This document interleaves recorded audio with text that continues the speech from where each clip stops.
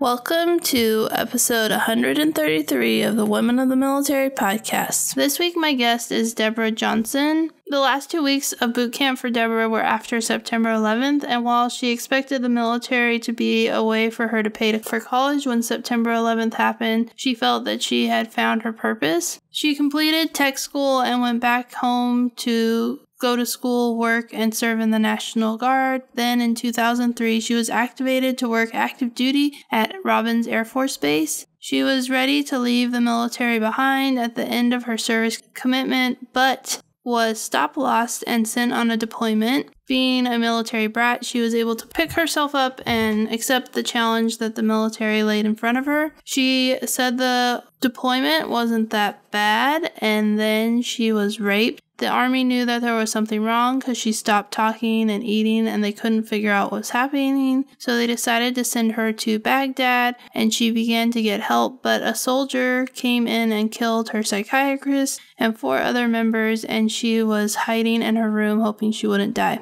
These 2 incidents happened within a week of each other and her body couldn't cope. The Army didn't really know what to do, and she was eventually separated from the military with PTSD. She was using destructive coping mechanisms to help her, but she was spiraling out of control. But then she found out she was pregnant, and when she found out she was pregnant, she stopped drinking and began to find healing through the love she had for her child. A few years later, she found her life spiraling again, and she started to get help through counseling. One of the recommendations was to start a daily meditation practice, which she did, and that has led her to start a nonprofit called Enlightened Veterans, and they are working to have their first all-day women retreat, but it's still up in the air due to COVID. But you can go to their websites, which I'll link to in the show notes, to learn more about what they're doing. I am a strong supporter of meditation to help with PTSD, and that comes out just a little bit in this podcast interview. So I really hope you enjoy this episode, and let's get started.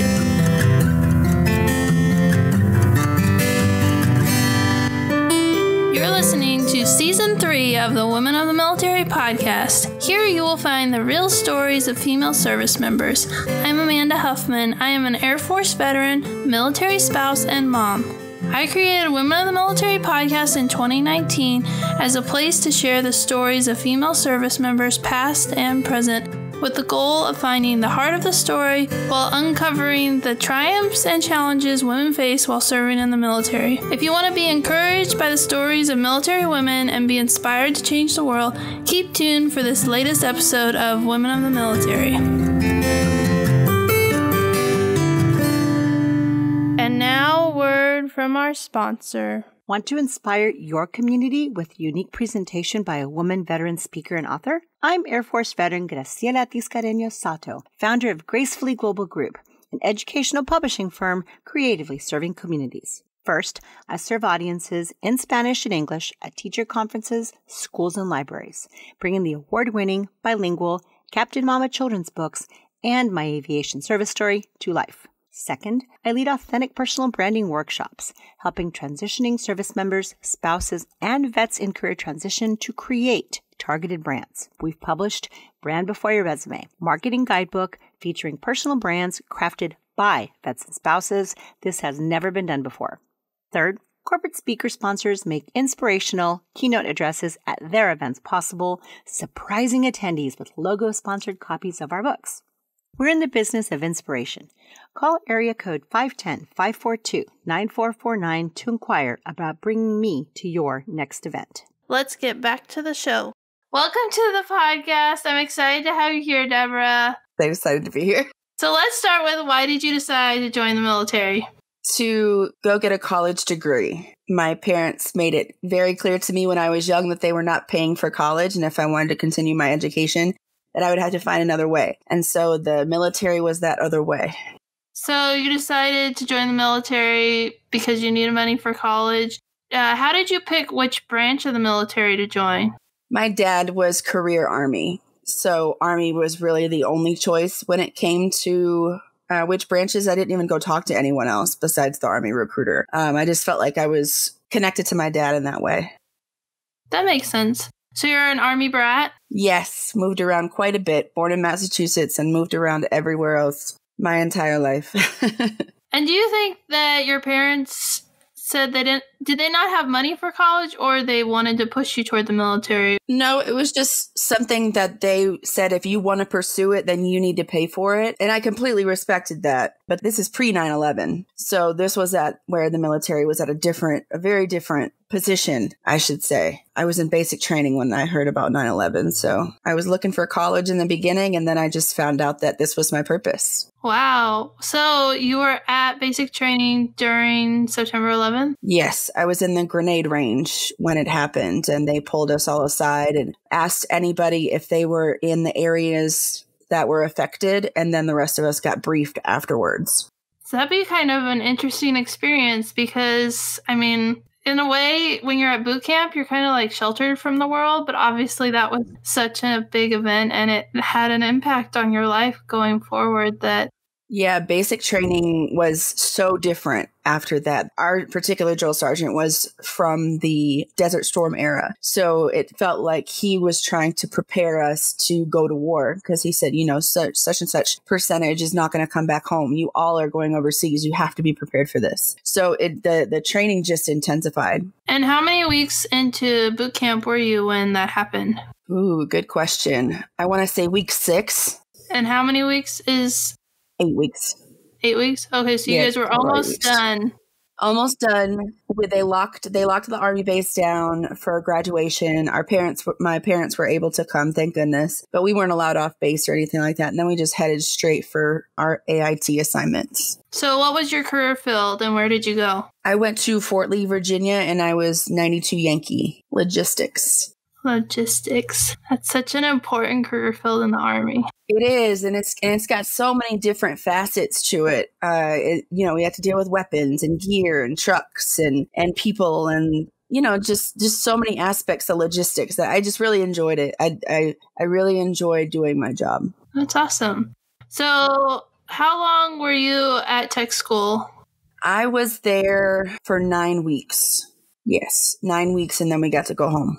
And did you go home on leave and then went to your next assignment? Well, I wasn't active duty. I signed up National Guard. Oh, okay. So I went back to a unit in Georgia, and it was a transportation unit. So I got to learn how to be a truck driver while also doing my job as a 92 Yankee. How interesting. So was your plan to go to school while you were doing National Guard in the Army? Yep, that was the plan. Started school in 2002, and I finally graduated in 2012. Well, you graduated. That's all that really matters, right? Amen, sister. Amen. I went out and I got my master's degree also. So the military has definitely taken care of my education. That's awesome. Congratulations. Thank you. So was there anything in the military that caused your education to get a little off track? Like, did you go on deployment or did you have to go on training? Let's talk about that. Yeah, we did a stateside deployment. Our transportation company was set up to go to Robins Air Force Base in Georgia. We're going to help the security forces on Robins Air Force Base. And we did that for 2 years. And so while I was there doing that home side assignment, I was doing some college there. And then when I got out in 2005, I just didn't continue my education until 2010. So you said that you were home station deployed. Were you like active duty, but you know how it gets complicated? Or what? Yeah, can you explain a little more what that means for you as a National Guardsman? Yeah, as a National Guardsman, we were called up to active duty orders, and we were considered active duty for the 2 year. It was first that we got activated for 1 year to Robins Air Force Base. So it was kind of like a deployment. We had to do it, but it was just stateside because we didn't have enough vehicles to help in Iraq or Afghanistan. So basically we were non-deployable unit. So yeah, we joined the Air Force Base on Robins Air Force Base for 2 years, and it was one of the most memorable times of my life. I really, really enjoyed it. And so that was kind of an unexpected switch. Yeah. Because you're like going to school and in the National Guard, and then all of a sudden they're like, and now you're active duty and you're going. And how far away from, you were in Georgia, obviously, because you're in the National Guard, but how far was it to Robbins from where you were? It was only 2 hours. Not too bad. They gave us houses to live in. I mean, the Air Force really knows how to treat you. So it was really amazing. Yeah, but it's 2 hours. It's not like you can just continue your normal life. Right. No. Yeah. It was like a disruption because you had to move and like figure out a new plan forward. But right. And then getting acclimated to being on a Air Force base with other active duty soldiers. So all of us National Guarders, we're not used to saluting every time we see a captain or, we had to get acclimated to being on active duty. And then for being on active duty for those 2 years, then when we went home, there were several of us that said that we felt kind of empty because we got so much from being there and helping Robbins Air Force Base that it was life-changing in positive and negative ways, but mostly positive. Yeah, so let's talk a little bit more about both the positives and the negatives that you experienced doing that. And like you said, Robbins, and I just like, oh, Air Force, and I totally didn't even like cross. I was like, oh yeah, you were in the Army and you went to Air Force Base. So that's kind of, it's so fascinating the different stories and experiences people have because you would think, well, that doesn't make sense, but that's what you did. So let's talk about the challenges and the good things, positives and the negatives. Okay. Positives, being on active duty. The money, of course, is really great because we don't have to pay rent. We're obviously living rent free in these houses. So a lot of us had a lot of monetary gains. And the camaraderie. I really enjoyed hanging out with ourselves as a unit. We would do a lot of cookouts, we would play dominoes, and just the camaraderie in itself is the one thing that I miss so dearly. And the positive is that I got to be on active duty and I got to experience that type of lifestyle because it's definitely different coming from a National Guard soldier to an active duty soldier. So it was a wake up call for sure.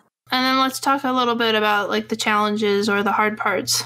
Sure. Yeah. The hard part for me personally, and my platoon sergeant would probably agree, was that I found it very difficult to keep my military composure and to not have an opinion. In the civilian side, I was a store manager for McDonald's. So I had leadership experience, significant amount of leadership experience. And when there was a lack of leadership in the unit or in the office of where I served, it was very difficult to bite my tongue. So that was the hardest part, was knowing my civilian leadership skills could help in a scenario, but my rank being an E4, it caused me not to be in that conversation whatsoever, despite my civilian experience. So I felt like it was a hard thing to manage. Yeah, that makes sense. And if you're listening and you don't really understand like the military structure, you would be like, but you have a good idea. That makes sense. But the way the military is broken up, it's based on like rank, and rank is like the most important thing. And the National Guard and the reserves are kind of unique because you have that civilian side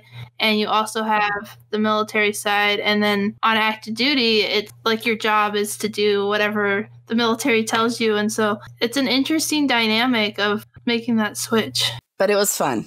It was fun. It was a great experience, and I really enjoyed it. That's probably my favorite military experience, was being on Robbins Air Force Base. They just treated us so well, and they showed us so much respect, the security forces. Just so much respect. I love it. That's awesome to hear that you had that joint experience, that you got to go on active duty.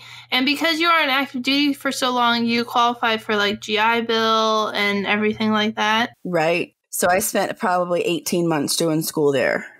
So I got most of my core classes done while I was in Robbins Air Force Base. And then you decided to leave the Army. Well, this is kind of a funny scenario. I came home and they did say that I didn't have to go to a couple of drills, but I only had drills, meaning weekends where you're supposed to serve. But I only had 3 weekends left until I was ETSing, which is exiting the military. So when I signed up for my contract, I signed up for 6 years by 2 years. And so the 6 years were serving in the National Guard. And then the 2 years afterwards was 2 years. Basically, if you get called up, you get assigned to active duty. So you're basically on a list. So I got orders to go to Iraq 1 month before I was supposed to completely get out of the military, be done with my whole session. But yeah, that's how I found out I was going to Iraq. Wow. It was crazy. You were like in the process of transitioning, figuring out the next phase, and they're like, and by the way, you're going to Iraq. Yeah, and I found out by a packet of orders that was sitting on my front desk when I got off of work. So to me, I was done with the military. I did my service. I did everything I needed to do. And then, I got orders in July to go to Iraq, and I was supposed to report to Fort Jackson on August 4th. So I had 30 days to prepare to go to Iraq. Wow, that's crazy. It was quite the shock. I mean, it's hard when you're on active duty. I think I had about 30 days or so when I found out about my deployment, but like I was active duty. And so it was different. Like I knew a deployment was coming. It was like, it was inevitable. Yeah, it's here. We know what it is. And like now you have to do the checklist, but you are like getting out of the military and not like getting off active duty, getting out of the Guard. And then it's like, I was done. I mean, in my mind, I had served my purpose. But the Army had other plans. Apparently. So there was like a whirlwind of crazy, I'm guessing, in that 30 days to get ready to go. But it only took me a couple of days to accept it. I was just going to ask that question. I was going to say, like, what was your mental, like, when you arrived, were you ready? Did you, or, so you processed it and you were like, okay, this is what I'm going to do. And I wonder if being a military brat had anything to do with that. I think that's a good comment to build up on, because it took me a couple of days for the wow factor, but then it was like, okay, well, I'm in the military, I'm in the Army. This is what I have to do. This is what needs to get done. And I have to be gone by, it was just like, it's like my robotic memory just kicked back in.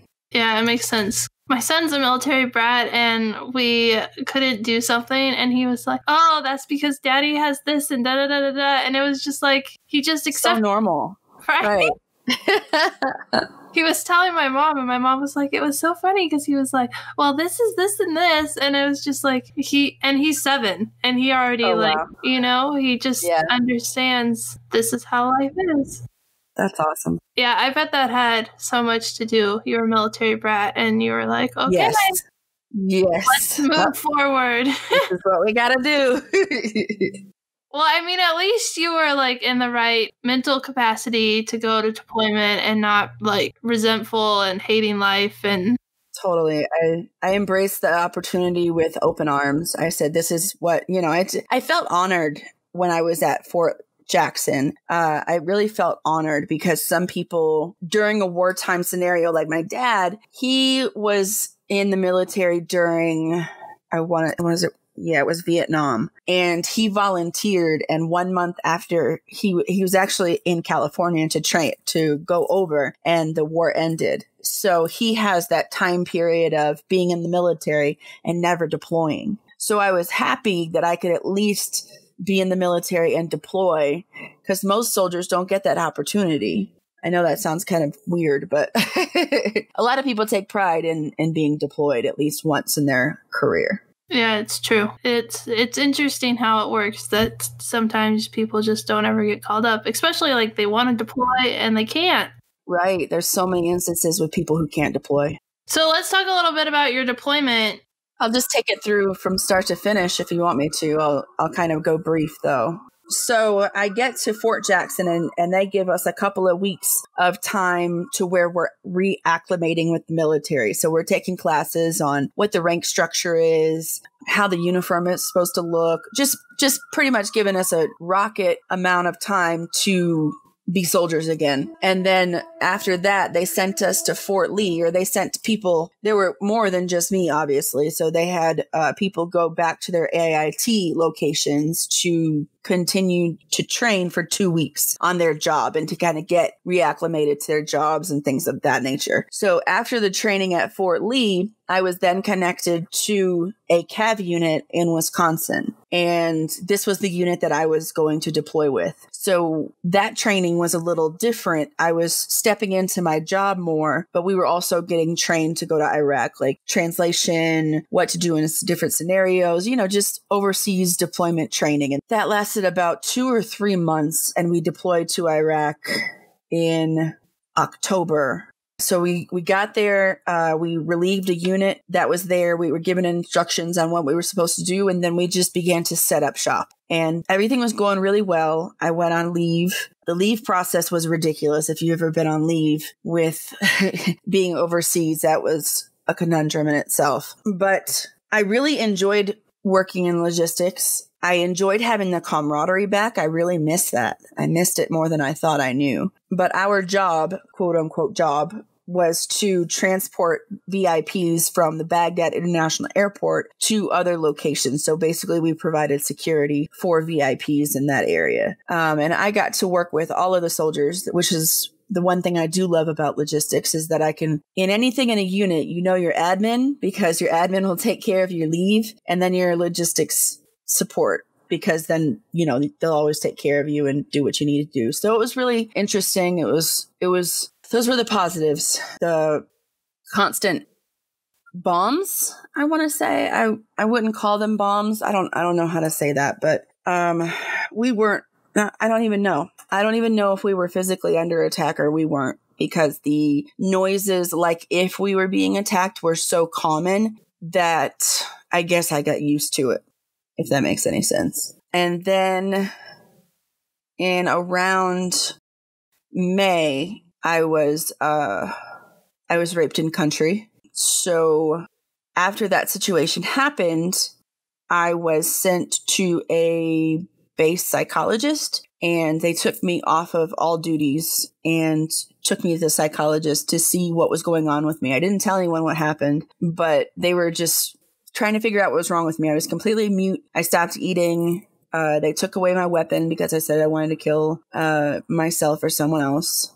And I guess they couldn't get through to me with the psychologist that was on our FOB. So I got moved to the one at Baghdad International Airport, and I was inpatient there. And while I was inpatient there was a massive shooting from an American soldier who shot a psychiatrist and 4 other members that were in the building. And I was in the building as well. So there were 2 traumatic instances that happened while I was overseas that I did not anticipate. And so after the shooting happened, I just completely shut down and I wanted to go home. That's all I kept saying. I just want to go home. I want to go home. I'm done here. I want to go home. And they sent me to Germany to out process through there. And I lost probably 35 pounds. I'd say, 30 pounds in the week there. I was vomiting. I wasn't leaving my room. My body was shutting down, and it was just stress was taking over my body, and I didn't have control of it anymore. So needless to say, I finally got home, and I was at Fort Benning, and I stayed there about 18 months, trying different therapies and different ways of coping, trying to figure out what the heck was wrong with me. And then they finally decided that I was no longer allowed in the military with my PTSD. So I was discharged in March 2010. So that's the story. I'm so sorry that happened. A lot of all my PTSD, I wasn't raped, but I was treated really badly by team members. And when I talk about my story and the hurt and the pain, it didn't come from the enemy. It came from the people who were inside the wire with me. So it's just so hard to hear, because it's the truth is that they're women on the base, they are raped, and it's the military doesn't know how to deal with it, and it's really sad. And when you were with the psychiatrist, were they able to figure out what was causing you, or were you locked down and you wouldn't talk to anyone, so they weren't able to figure out what had caused your shift? Well, I talked to the doctor about being raped, and he was the one giving me medications, and he was the doctor that was shot. inside the mental health facility that year. Wow. Him and 4 other people. Because when you go into the inpatient facility, they take your weapon from you. So all of us patients were disarmed. And somebody comes through with his M16 and he starts shooting everybody. I mean, all we could do was run. I was in my room hiding and praying. It was insane. That is insane. Wow. So needless to say, I couldn't know because so I opened up to the doctor. I tell him what happened. He gets shot and dies. R.I.P. I love you. But then after that, it's like, no, everything was focused on the shooting. Right. Nobody really focused on why were you there in the first place. Everything went back to the shooting. Right.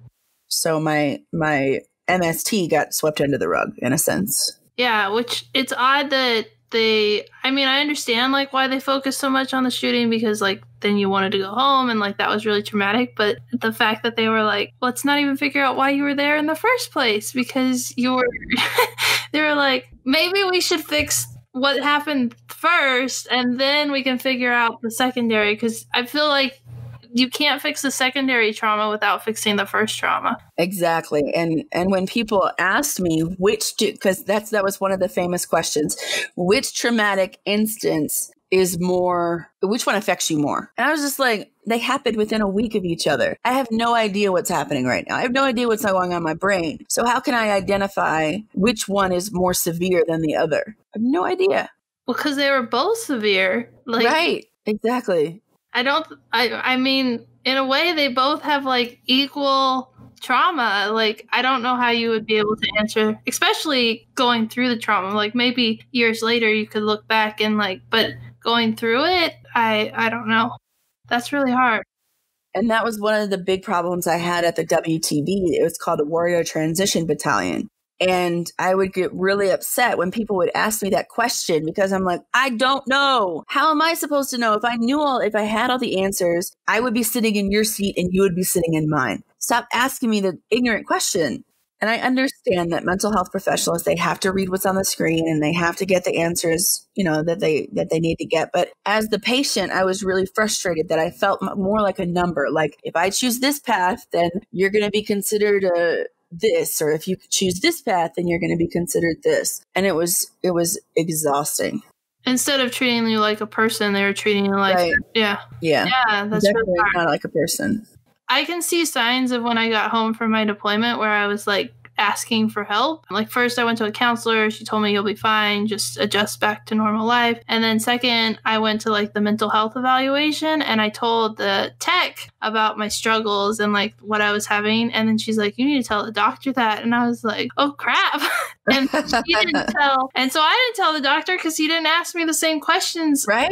I didn't feel comfortable telling a man. I told this woman nurse tech and she never told anyone. And like I feel like when you like get the courage to tell someone something that's going on like in your mind mentally, you're not going to repeat it 30 seconds later to another person. It's like, why do I have to talk to 2 people if you're not even going to do anything with the information? Like you should have told the doctor when she went out, this is what the girl told me. Now you need to go like find out more and do your job. Right.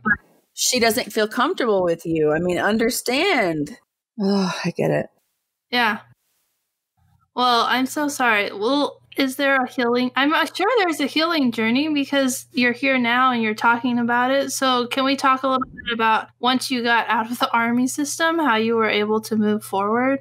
Sure. When I got out in 2010, I was coping negatively. I was drinking every day, going to the bars every day, not really caring about anything. I had no care in the world.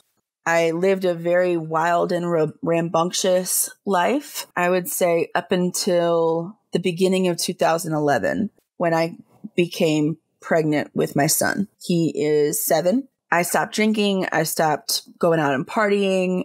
I stopped everything when I found out I was pregnant. And once I had him, I feel like it was like a breath of fresh air. It was the breath of fresh air that I needed. It was the love that I wasn't giving myself. So I was able to love him, and loving him was allowing me to love myself. So I started working out. I just took care of him. He was my priority. And I got back together with the guy that I had lost when I was in Iraq. I actually lost a relationship while I was there. I sent him a Dear John letter that I don't even remember writing. So I assuming that it was in one of those traumatic instances that was going on. But I had my son. I was working out. Me and my husband, my still husband, got married in, let's see, what am I skipping? Oh, so after I had my son, I started taking better care of myself, and I had a strong pull to start meditating. I had no idea how to meditate, why meditate. I have no idea, but every time I heard meditation, I'm like, yeah, that is calling me for some reason. So I took a couple of years of trying to lose weight, being a mom, being a wife, when we got married in 2014. And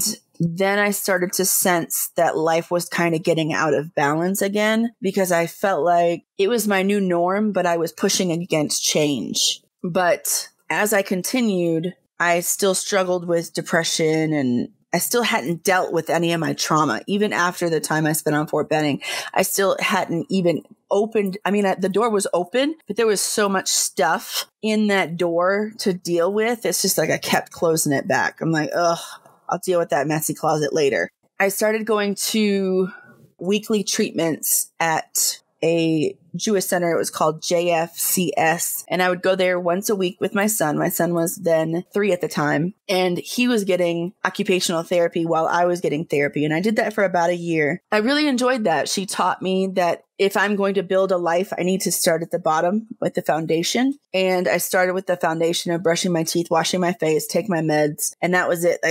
Those were how simple my goals were at that point in time. And that really helped with my mood. It helped with the way I was handling my life. And then we moved to Colorado. And still that meditation, because when I left my therapist in Atlanta, she said, just have something to believe in, because I didn't really understand my relationship with God at that time. So I took her to heart and I said, you know what? This is my first Sunday here in Denver, which I currently live. And I said, all right, I'm going to find something to believe in. What do I believe? I believe there's a God. I believe that all of us are pieces of God. Where do I go with this? So my son and I went on a drive, and we pulled up to a spiritual center. I guess that's the way I can say it. And I started meditating. So this was 2015 by now. So 2015. So that's when I started meditating, about 5 years ago. In and out, not knowing what meditation is, just sitting down and trying to get my thoughts to calm. That's what I thought meditation was. But I learned throughout the years that it's a lot different. But I should say now in 2020, I am still meditating, and I started a nonprofit to help women veterans get that juiciness of a belief system. It doesn't have to be the same as mine, but just something to believe in, something to talk to, and that's what I think meditation is. Meditation gets you to meet you there in that space, and shows you what your God is and aligns you with that. So that's what I take pride in nowadays. Yeah. My mom got me to start meditating in January, and then I kind of fell off the wagon. And then I started a challenge this summer, and today actually is 100 days of meditating.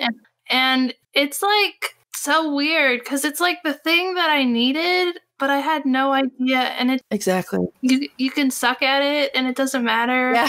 Like you can have a good meditation, you can have bad meditation, it doesn't matter. But like, yeah, my mom told me about it because she heard that like veterans were using it to deal with PTSD. And I was like, whatever, Mom, you're crazy. Right. And like now that I'm like 100 days in, the first time I did it for about 20 days, and like I could tell that it was good. But like now that I'm 100 days in, like I need that 10-15 minutes at the end of every day. I do it in the evening before I go to bed. I had to find the time that worked for me, but I do it in the evening before I go to bed. And it's just like this, like all my thoughts, and then I stop, and like I can see them, like the waterfall rushing past, and that's good stuff. Yeah. And like my faith is, I'm a Christian, and I always kind of felt like meditation is not, but it's like prayer. It's right. Like the way prayer should be, but nobody teaches. Yeah, no, I'm with you exactly. And that's what I want to tell people, because there's so many different powerful belief systems out there that meditation just, it's like the peanut butter and jelly. You just smash it together and it's perfect. Yeah, because whenever I would pray and I would get distracted, I'd be like, oh man, I suck at praying. And then I learned about meditation and I was like, oh, I'm a human. It's not that it's bad, that's just who you are. Like, if you get distracted while you're praying, like, that's not like something that you should be like, oh, I suck. Like, that's what I love about meditation. They're like, did you get distracted? Now come back. Yeah, exactly. And then they say, well, it's okay. Whatever, if your thoughts come, just let them pass. I love it. It's like the weirdest thing. I don't know how to put into words, but like, it's the healing thing that I need. Yeah. To help me in my journey. And so if you are listening and you're like, what the heck are they talking about? I use the app 10%, but let's talk more about your program, because I want to learn more about how you're helping women veterans. Sure. Yeah. First, I use Insight Timer for my meditations. I really enjoy Insight Timer. But I started the nonprofit. It's called Enlightened Veterans, hence the name Enlightened, because we can all be enlightened at some point of our time on this planet. But I started the nonprofit last year, so I focus on workshops to teach veterans how to meditate and how to meet yourself in meditation. So I do guided meditations. And then the retreats, we have a 4-day all women's retreat next year on May 11th. And that's at no cost to the veteran. It's completely swagged out. It's at, I can't say where it is yet because we haven't put the deposit down, but it's in the Rocky Mountains at an energy, all around the United States. There's some energy fields that are much stronger than other places, and it's held in one of the energy fields that I'm looking forward to working with. So helping women veterans, and then after they come from the retreat, they pretty much have a life coach for the rest of their life. So after we finish the 4-day retreat that they go on, it's all based on meditation, Tai Chi. We're going to do some jewelry making. Like, this is a mala. I don't know if you can see it, but we're going to be able to create some malas, just some things some tools that they can bring home to help them. And then they always have a life coach there on forward with whatever they need. If they need meditation support, job support, pretty much we're a one-stop shop for resources. That sounds amazing. And we'll have links to everything in the show notes. I mean, I want to go. I would love for you to go. The event's on Facebook right now, and we need 20 ladies. So you can be one of them. Okay. Yeah, I'm going to get connected with you. I'm really excited. It's just been life-changing, the meditation, which... Yeah, totally. And it's going to change so many women veterans, their lives. It's just going to change their life, that they don't have to feel imprisoned in their brain. And I feel like that's the most powerful part, is that when I was dealing with my PTSD, I just felt imprisoned. Like I was just stuck in a negative space, and meditation was my key out. Yeah. Pretty powerful stuff. It is. I mean, when I started, I think one of the first courses was like, is this really worth doing? I don't know. But I was like, whatever, I'll do this. My mom wants me to do it. And yeah, 100 days into, I can't explain it, but I look forward to it every evening, because I'm like, I need this. Yeah. That's awesome. So that's so exciting. Well, yeah, so we'll have all the links in the show notes. And my last question is, what advice would you give to young women who are considering joining the military? Don't quit and do the job you want to do. Do not let the recruiter sway you, and just believe in yourself and never quit. Yeah, don't quit. I love that. There's so many women who are becoming Rangers, and I think there's some women in the SEAL program. Forgive me for not being educated, but these women are blowing statistics out of the water, and you could be one of them. Just try hard and do not quit. Yeah, I love that. That's great advice. Thank you. Thank you so much for your time and for being on the podcast. I'm really glad we got to do this interview. Thanks so much for listening to this week's episode. I hope that it encouraged and inspired you. Don't forget to like and subscribe to Women of the Military on YouTube. And come back next week for another story of a woman veteran sharing her experience in the military.